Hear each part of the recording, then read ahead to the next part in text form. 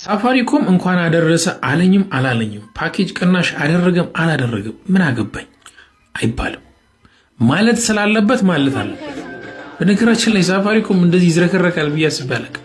ያውም ኢትዮ ቴሌኮምን የመሰለ ትልቅ ተቀናቃኝ ባለበት ሀገር ውስጥ ሙስሊሙን መናቅ ምን ያህል ዋጋ እንደሚያስከፈል ሳያቀርቱ አይደለም፣ ጥላቻቸው በጣም ስላወራቸው።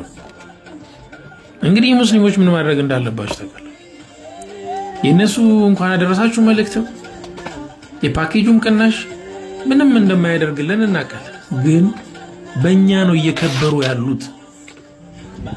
ምን ነው የሃይማኖት ተቋም ካልሆንኩኝ አላችሁ። እሱ ብቻ አይደለም፣ ለእስረኞች የሌላ በዓል ሲመጣ እንትን ምህረት ይደረጋል። ከዛ ለምንድን ነው ለአረፋ በዓል ለእስረኞች ምህረት የማይደረግ? ስብከት መሆኑ ነው። ሳፋሪኮምን ግን ጥሩ የሆነ ትምህርት ልናስተምረው ይገባል።